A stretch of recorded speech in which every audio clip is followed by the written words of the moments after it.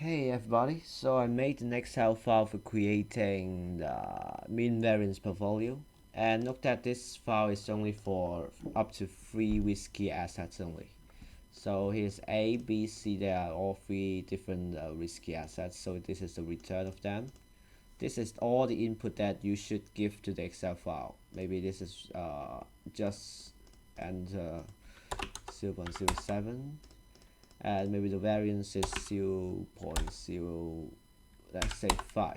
So I have already input the diagonal for you. This is the covariance matrix of the whole portfolio, and maybe the covariance between asset 1 and asset 3 is 0.01.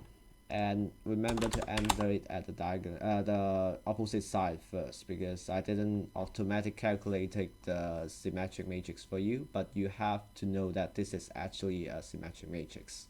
And the inverse will also be a symmetric matrix, but I won't prove it to you here. And this inverse matrix will be very useful in calculating the different weights when you specify different returns. So here's also some free value I calculate for you according to this formula. So the most important part and useful part is here. If you specify the return here, then I will calculate the weights of the 3 risky assets in the portfolio automatically for you. So if you sum them up, you will always get 1, as this is the rule of buying some portfolio, because you have to assume all the weights add up to 1. Otherwise, the calculation will be very messy.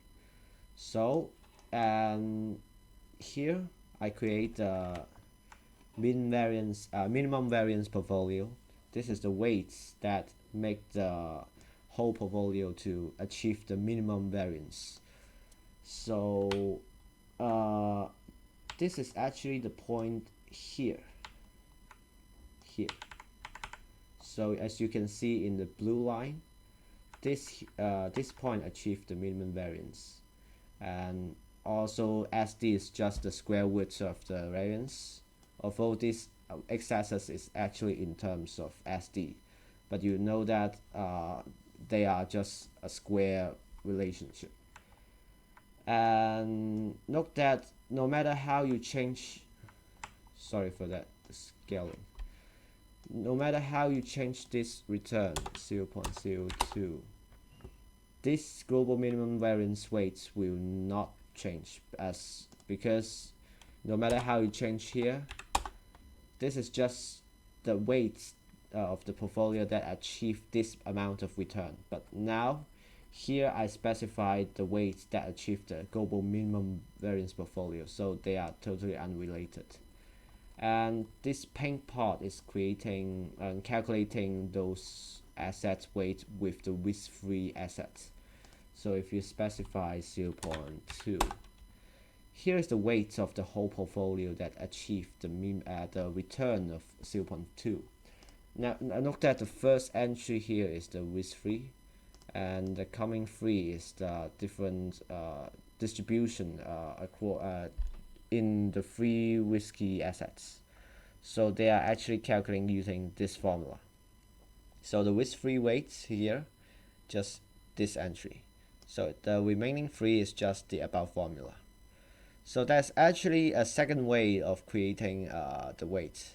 It is to use one-fund theorem, which is find the tangency portfolio first, and just any portfolio on the frontier can be created using only the tangency portfolio and the risk-free assets. So as you can see, the frontier is actually a straight line here. Note that the upper gray line is actually the efficient frontier. So if you want to specify some return, maybe 0.03, I now use the one-fund theorem, which is the return of the portfolio equal to the alpha times the return of the risk-free, and plus the 1 minus alpha times the return of the market portfolio. Note that the market portfolio is just the tangency portfolio. And of course you have to calculate the tangency portfolio first. and it is actually calculated using this formula here. So after you calculating the alpha, which solve for the up equals to the up you specify here, then you get the alpha value here.